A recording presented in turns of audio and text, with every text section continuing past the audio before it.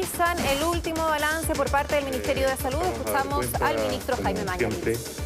De la evolución de la pandemia del coronavirus, específicamente en nuestro país. En el mundo, la marcha de esta infección, de esta pandemia, no cede y acumulamos ya 5.700.000 personas confirmadas. Hay que hacer notar que este número probablemente no describe con precisión el número total de personas que han estado infectadas, dado que para ser confirmada una persona se usa un examen de PCR, como hacemos en Chile, y las estrategias de testeo de PCR es muy diversa en los países según uno los analiza,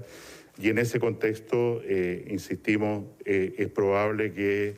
al ver las tasas de exámenes de PCR por millón de habitantes, donde nosotros estamos muy arriba, otros países tengan muchos casos que no han sido diagnosticados.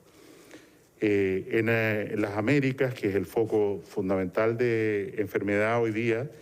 la lista sigue siendo encabezada por Estados Unidos, con más de 100.000 fallecidos y más de 1.600.000 contagiados. Y los otros países que lideran en las Américas la situación de contagios o fallecidos son Brasil, Canadá, Perú, en ese orden. Brasil, desgraciadamente, ya tiene 25.600 fallecidos, Perú, 3.000, casi 4.000 ya, y Canadá, 6.700 fallecidos. En nuestro país informamos hoy día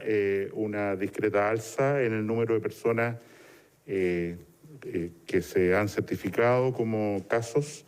que corresponde a 4.654 nuevos casos, 4.654, de los cuales, como advertimos siempre, el número de personas asintomáticas ha ascendido levemente a 526, estábamos en un 10% de personas asintomáticas, esto ha ido subiendo, reflejando, ¿no es cierto?, la búsqueda de casos fundamentalmente entre los contactos de personas que están enfermas y que no han desarrollado síntomas, pero a la luz del examen, en la búsqueda del examen de PCR, aparecen positivas. Tengo que destacar,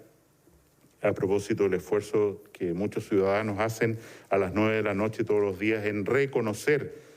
en los trabajadores de salud una actitud verdaderamente generosa y heroica, que hoy día tenemos un total de 3.707 funcionarios de salud contagiados con coronavirus y en cuarentena. Afortunadamente, un número muy pequeño de ellos ha requerido ser hospitalizado. Se han recuperado ya 36.150 personas y tenemos que lamentar hoy día el fallecimiento de 49 personas, con lo que el total de víctimas fatales en el país se eleva a 890. Como siempre, analizando los certificados de defunción y los datos que tenemos, la mayoría de estas personas corresponden a enfermas que tenían comorbilidades relativamente importantes y en los cuales la infección por coronavirus significó prácticamente un desenlace en muchos casos de una enfermedad crónica o una enfermedad terminal, sobre todo en los adultos más mayores. Hoy día tenemos 1.286 personas hospitalizadas en unidades de cuidados intensivos, de las cuales 1.079 están conectadas a un ventilador mecánico. No estamos incluyendo todavía esta categoría de oxigenoterapia de alto flujo, lo vamos a hacer en los próximos días, como un apoyo de una técnica que permite sacar adelante a la mitad de los pacientes que requieran ventilación mecánica sin necesidad de exponerlos a una intubación y a una conexión prolongada a una máquina de un respirador artificial, y es en ese sentido que nuestra capacidad de este tipo de dispositivos está aumentando, igual que la capacidad de ventilar pacientes a través de ventiladores mecánicos clásicos. El programa que nos hemos trazado estos días hasta el próximo miércoles de 404 nuevos respiradores se está cumpliendo a cabalidad. Hoy día, alrededor de las 11 de la noche, llegan 64 nuevos respiradores al país y eso nos permite decir que la estrategia que estamos siguiendo de aumentar la capacidad de la red está adecuada a las proyecciones que hemos hecho y a las demandas adicionales que se puedan presentar. Y es así como, de hecho, el día de hoy tenemos un aumento de las ventiladores disponibles que llegan a 346 unidades en todo el país. La ocupación país de camas de tratamiento intensivo con ventilador mecánico es de 86%, y en la región metropolitana esto ocupa a 93%, una leve disminución debido precisamente a la capacidad que ha ido aumentando. En relación a la red de laboratorios, ayer 75 laboratorios a lo largo de Chile informaron exámenes, alcanzando a 15.650 exámenes en las últimas 24 horas, un incremento relevante respecto a los días anteriores, y a la fecha llevamos más de 500.000 de exámenes, exactamente 530.173 test de PCR. En relación a la estrategia de residencia sanitaria, que fue fortalecida por el gobierno del presidente Piñera en estos últimos días, la teníamos hace varios meses, pero dada la necesidad de cumplir mejor las cuarentenas y los aislamientos en personas que no tienen posibilidad de cumplir estos requerimientos en sus propios domicilios, es que contamos hoy día ya a lo largo del país con 83 residencias sanitarias, se están ocupando muy rápidamente, con 3.921 cupos, y al día de hoy tenemos de estos casi 4.000 cupos, 1.386 cupos ya ocupados por personas que están haciendo la cuarentena y que no necesitan un hospital, sino que están evolucionando en forma asintomática o muy leve. En este sentido, y al terminar, yo quisiera acentuar el esfuerzo que estamos haciendo frente a un sistema de salud muy demandado para seguir aumentando su capacidad de respuesta, pero evidentemente nos produce preocupación que en la región metropolitana y sobre todo en los lugares más vulnerables, como podría ser natural, cumplir con estas medidas de aislamiento no está siendo en la forma ideal que esperaríamos. Y, insisto, siguen apareciendo a través de los informes que recibimos de carabineros, sobre todo, siguen habiendo muchas actividades relacionadas a reuniones sociales, fiestas, en fin, bailes, fiestas clandestinas, juntarse a comer con amigos, en fin, que no tienen que ver en realidad con las situaciones de vulnerabilidad social que por último harían explicable que no se pudiera seguir una cuarentena, y para lo cual precisamente hemos fortalecido la estrategia de recintos sanitarios, de residencias sanitarias. Es evidente que si uno piensa que en la ciudad de Santiago, en la región metropolitana, hay casi 2.000 hogares y tenemos un carabinero disponible cada 200 hogares, la posibilidad de que esto se imponga por el control policial es prácticamente imposible. Evidentemente las Fuerzas Armadas, Carabineros ayudan a vigilar, a controlar, pero si no reside en cada uno un convencimiento de la necesidad de hacer estas medidas de aislamiento, cuarentena, efectivamente esto se va a prolongar mucho tiempo, y el sufrimiento asociado a una medida tan dura como es la cuarentena se va a prolongar también, afectando en demasía a los más vulnerables, a quienes menos tienen, a quienes tienen que salir cada día a ganarse el pan nuestro. En ese sentido, tenemos que decir una vez más que la evolución y el seguimiento de las medidas de cuarentena no está siendo satisfactorio en la región metropolitana. Ha llegado más personal uniformado, se ha fortalecido la policía, pero si esto no es parte de un convencimiento de todos, estamos en un problema. Ya ayer enfatizábamos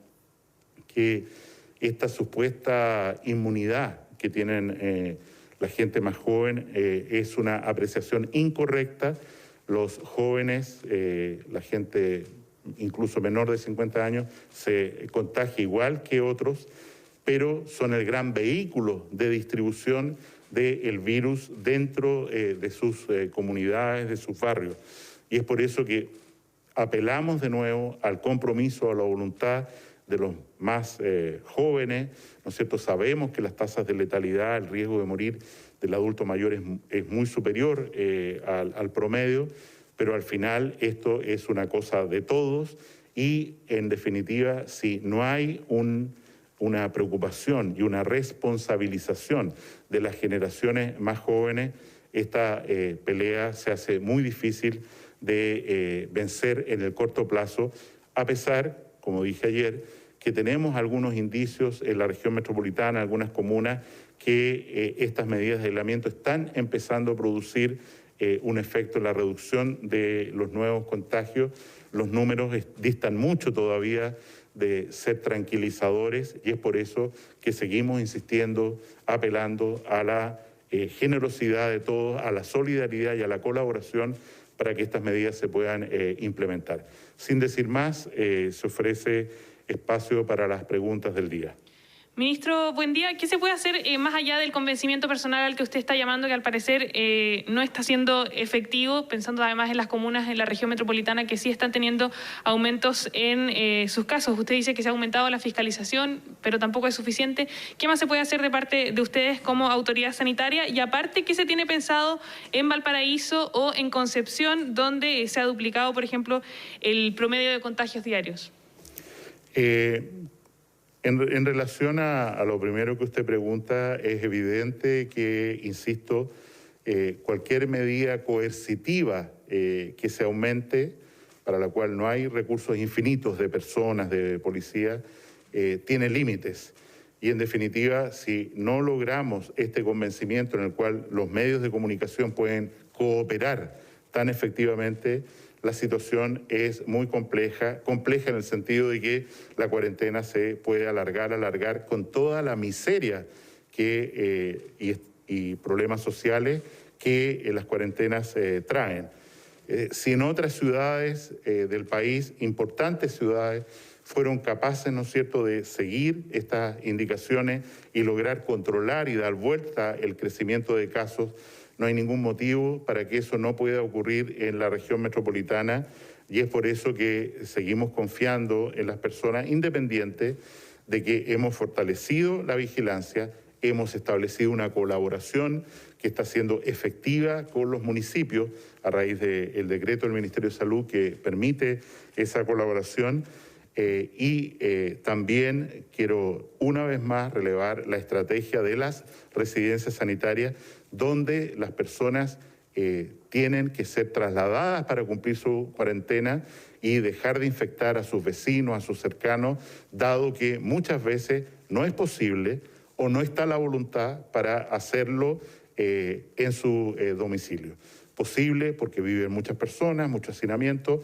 o no es posible también porque las personas pueden directamente rebelarse contra estas indicaciones y tienen que ser conducidos entonces a residencias sanitarias o otros recintos para que cumplan con la cuarentena que está mandada.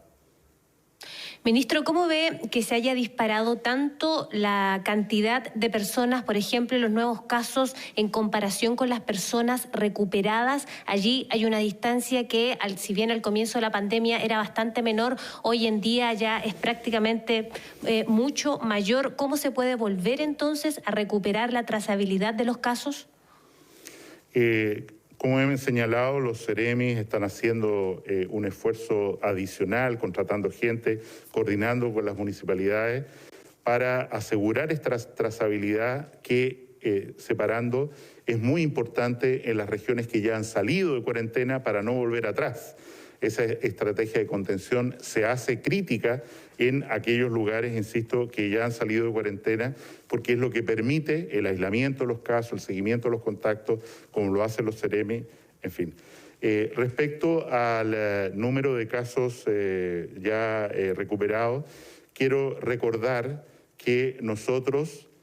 tomamos la aproximación más conservadora en el informe que damos diariamente, que corresponde a cuando el caso se notifica, se certifica. No como ocurre en el informe, por ejemplo, de Epivigila, que ustedes lo tienen disponible en la página web, donde las personas activas se cuentan desde 14 días desde el inicio de los síntomas.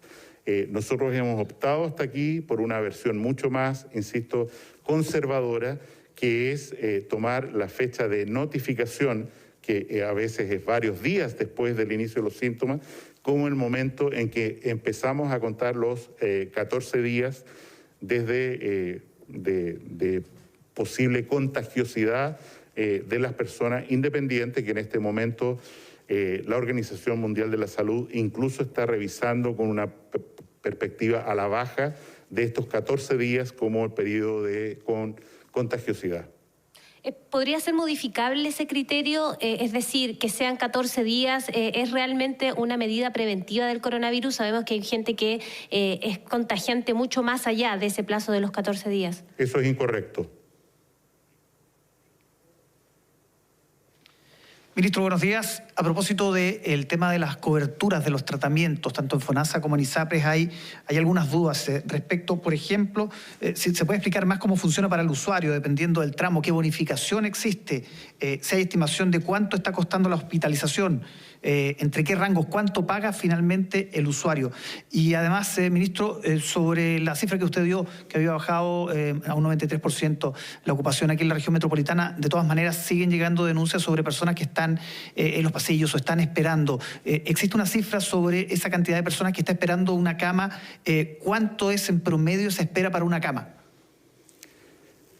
No tengo el dato en detalle lo que usted dice respecto a cuánto se espera por una cama. Es importante hacer notar que en varios recintos, por supuesto,